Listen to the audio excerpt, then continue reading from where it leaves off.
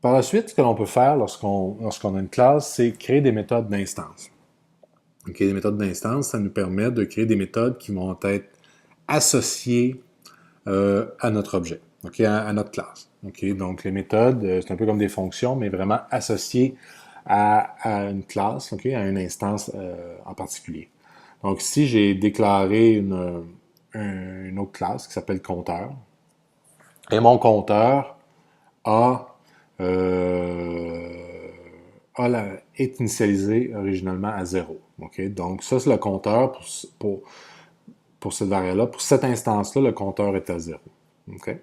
Si on met une variable statique, okay, elle va être partagée en toutes les instances, pas de l'objet, de la classe. Okay? Donc, une variable statique sera partagée en toutes les instances de la classe. Donc, dans ce cas-ci, le compteur global, ça va être le compteur global pour toutes les classes, toutes les instances de classe, donc tous les objets qui m'ont été créés dans le système. Donc, il faut faire très attention avec statique parce que c'est du code qui est partagé en toutes les instances de l'objet. Donc, une fois qu'on a défini les propriétés de notre classe, ce que l'on peut faire, on peut ajouter des méthodes.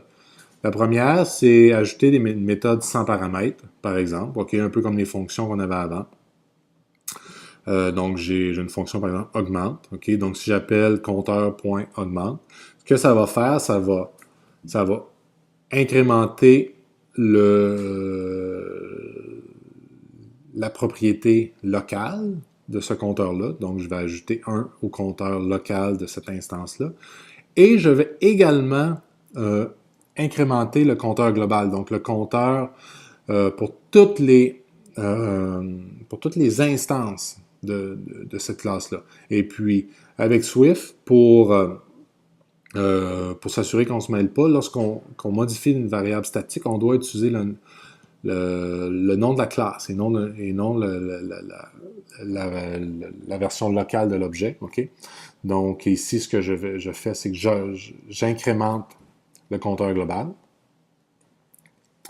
Et donc, lorsque je vais augmenter les deux compteurs. On peut également, lorsqu'on crée une méthode, c'est avoir un paramètre, avoir des paramètres. Et comme les fonctions, on peut avoir un nom externe et un nom interne. Okay? Donc, ici, par exemple, fonction augmente par quantité. Okay? Donc ça ajoute une méthode à ma classe. Et ici, j'ai le paramètre quantité, donc le nom externe de ce paramètre-là est quantité, et le nom interne est QTE, okay? Et il est de type int. Okay? Je pourrais également mettre une valeur par défaut si je voulais, okay? Comme dans les fonctions. Et par la suite, ce que je peux faire, par exemple, pour cette fonction-là, c'est que je vais assigner, je vais ajouter la quantité au compteur, donc, et je vais faire la même chose pour le compteur global. Donc, lorsque j'appelle augmente par, je vais augmenter les deux compteurs à ce niveau-là. Finalement, on peut utiliser le mot-clé self s'il y a une ambiguïté entre une propriété et un paramètre, un peu comme souvent on va voir this dans d'autres programmes de langage de programmation. Donc, si j'ai ici une fonction, une méthode qui se nomme reset et qui a comme nom de paramètre compteur, okay, qui est exactement le même nom que la variable d'instance que j'ai ici.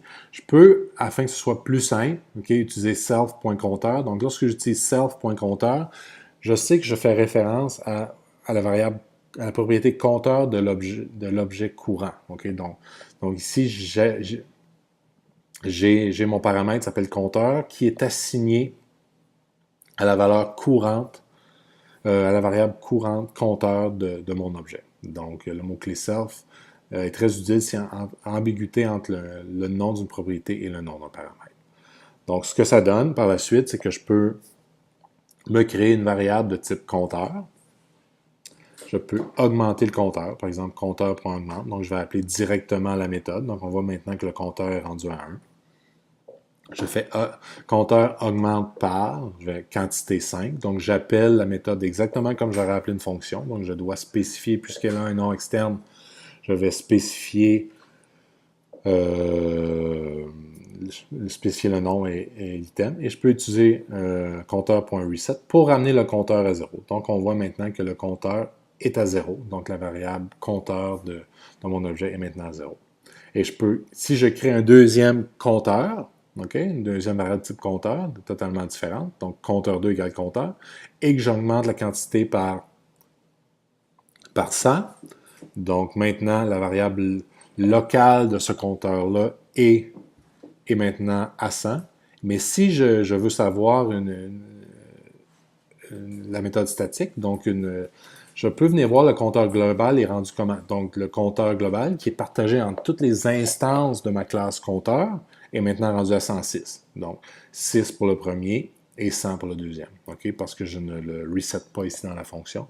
Donc le premier est monté jusqu'à 6 et le deuxième est monté jusqu'à 100, ce qui fait que le compteur global pour cette classe-là est maintenant rendu à 106.